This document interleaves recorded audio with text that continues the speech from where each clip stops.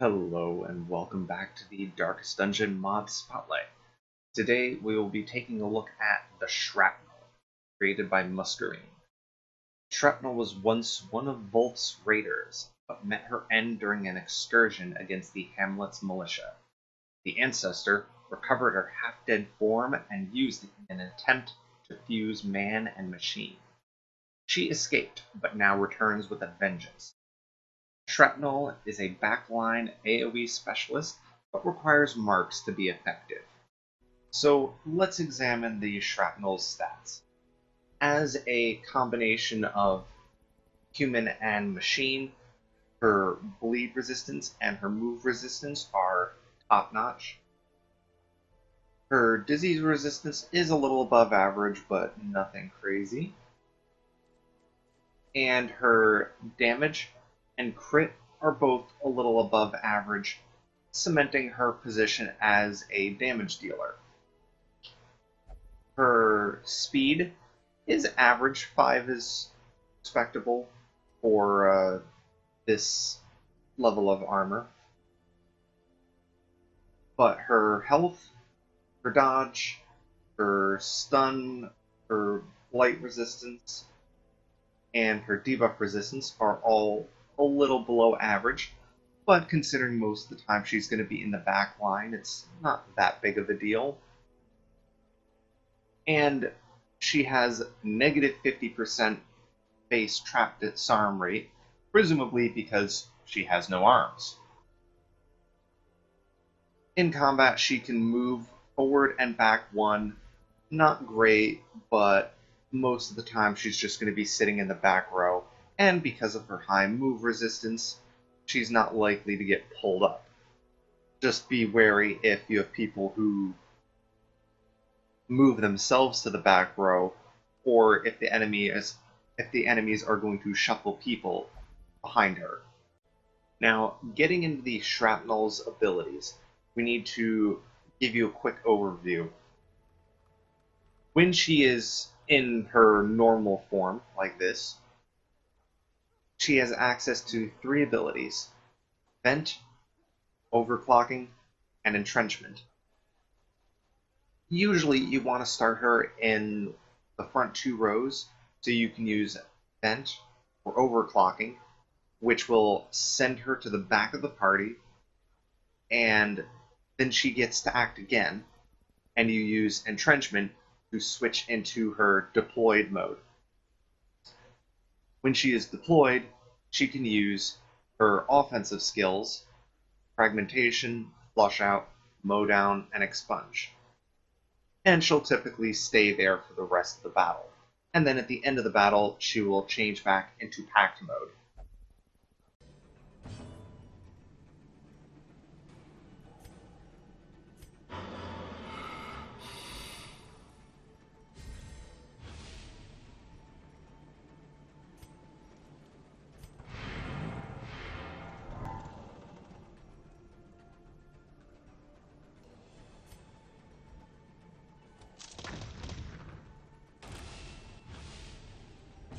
The Shrapnel's first ability in pact mode is Vent.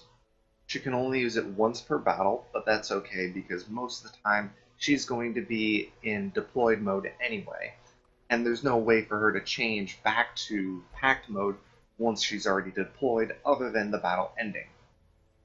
When she uses Vent, she moves back 3 spaces to the back of the party. She cures herself of 5 to 7 stress. She gains a buff for 5 to 10% protection and 3 speed for 3 rounds, but she also debuffs her max HP by 10% for 14 rounds.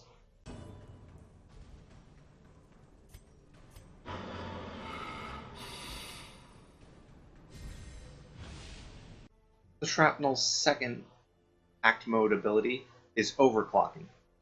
She can only use it once per battle, just like Vent, and it doesn't end her turn, so she can immediately follow it up with Entrenchment. It moves her back 3. She gets 2 stress, which of course can go higher depending on the light level and your stress modifiers. She has a 75% chance to get a 100% reduced blight and stun resistance. So be careful when using it against enemies that are likely to blight or stun you even in the back row. It hits every enemy with a crazy 500% accuracy. It's not going to miss, but it does no damage. What it does do is it has a 68 to 75% chance to mark each enemy for 4 turns. So in this way, you can use overclocking to quickly mark most or all of the enemies to prepare you to do damage with the shrapnel.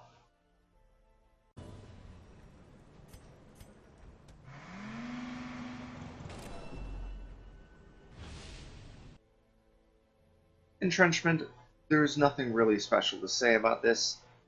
You use it once to switch modes, and then you cannot change back. The skill itself cannot be upgraded. It only has 1 level,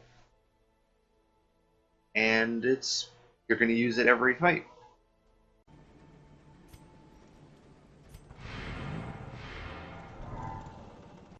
Now we get into the meat of the shrapnel abilities.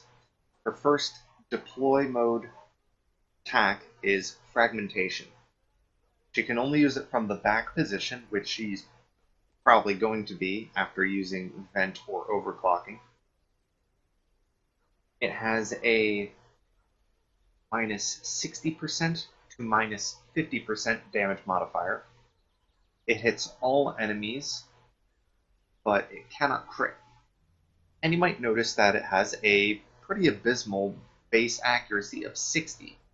But that is also because it has an accuracy bonus of 40 versus marked targets. So an accuracy of 100 is pretty good. Most heroes don't have a base accuracy of 100.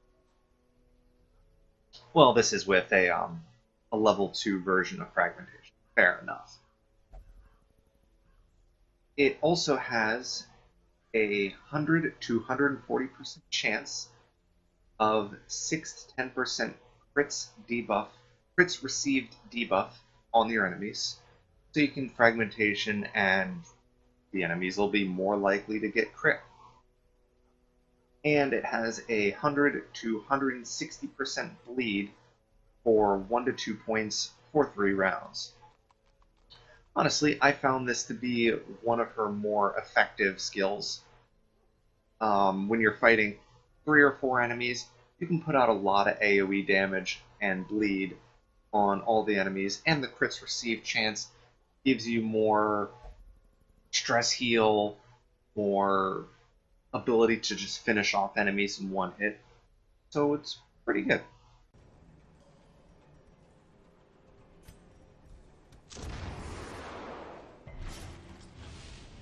The Shrapnel's second deploy mode attack is Flush Out. It does no damage, but it has normal accuracy. It doesn't require your enemies to be marked. It bypasses and de-stealths all of your enemies. It breaks any guards that they have up. And it has a 60% chance of marking for 4 rounds. And it does all of these things without even needing to hit. If you miss, you can still apply this mark. So it is a good option to do if you chose to use vent instead of overclocking and your enemies aren't marked. But if you do hit them, then you can apply a 4 to 12 point dodge debuff with 100 to 140% chance.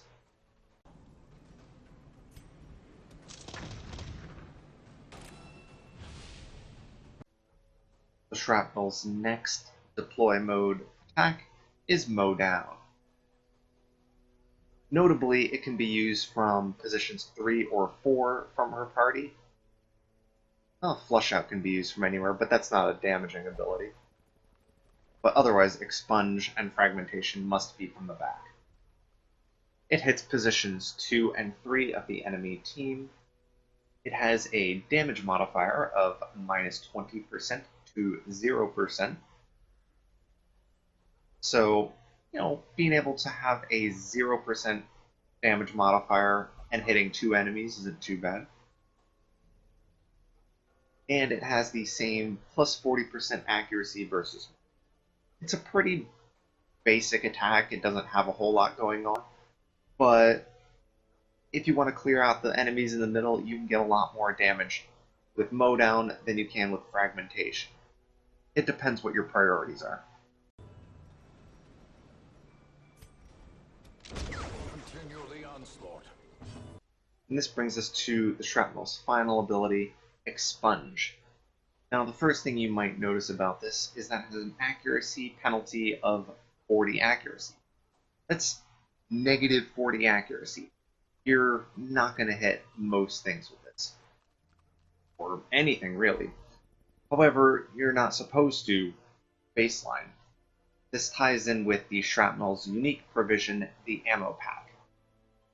When a Shrapnel goes on a mission, she gets to bring 3 ammo packs with her for free, and you can buy more at the shop for 125 gold each. What ammo packs do is give you 120 accuracy with the ability Expunge. That gives you a much more reasonable chance to hit with it. So the idea is you would use Expunge, or you would use the ammo pack, get this large accuracy bonus for 1 round, use Expunge to do a ton of damage to an enemy, and then you debuff your own accuracy, giving you time to reload again. So what does Expunge itself do?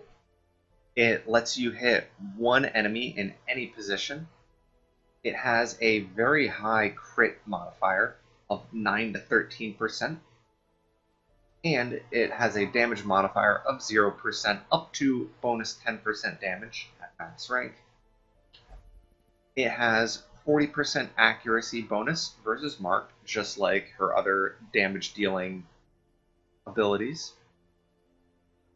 It has a damage bonus of 70 to 90% bonus damage versus marked. It has 35 to 50% armor piercing. And then after you use it, you have this minus 120% accuracy for 2 rounds, which, because it ticks down at the end of your turn, that means the next time the Shrapnel's turn comes up, she's going to have no accuracy, and the only thing you can really do is use Flush Out to mark a bunch of enemies, de-stealth, and break guard, because you're not going to have any accuracy to hit with fragmentation or mowdown. But then the turn after that, you'll be ready to do another attack, reload, use Expunge. It's up to you. Because it has such high bonus damage versus mark, the high crit, the armor piercing, this is your best ability for doing single target damage against bosses or other high protection targets. So make sure you use your ammo wisely, and keep in mind that you're going to be pretty useless on the turn after you use Expunge. But a lot of times you can just delete an enemy with this.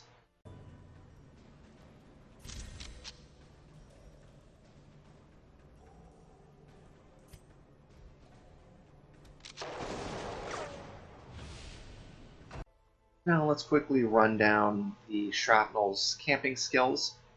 She has maintenance for 2 time points. She can gain 20% damage for 4 battles, and 1 companion suffers 10% health damage.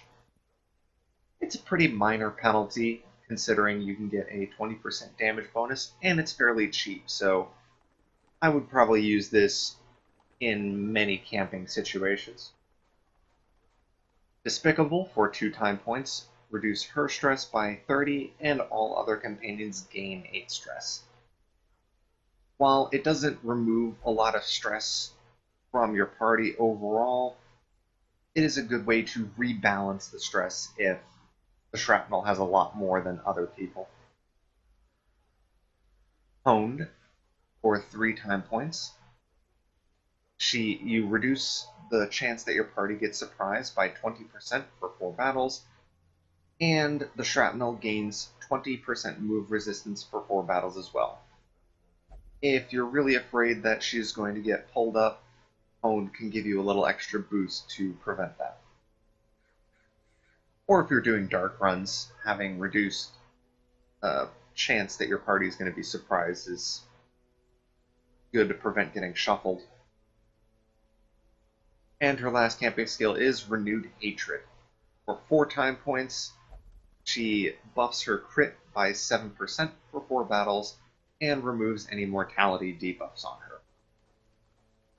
A bit expensive for just a crit buff, but if she has mortality debuffs, then it's probably worth the 4 time points. As you'll notice, she only has these 4 skills. She doesn't have the regular 3 skills that most other heroes have. So she loses a little bit of flexibility in that regard. She can't just use an encourage to reduce stress from someone. So that's a little unfortunate, but maintenance seems pretty good, and honed is alright. Now, a couple other bits of miscellaneous information. The Shrapnel is non-religious. She benefits from the House of the Yellow Hand district.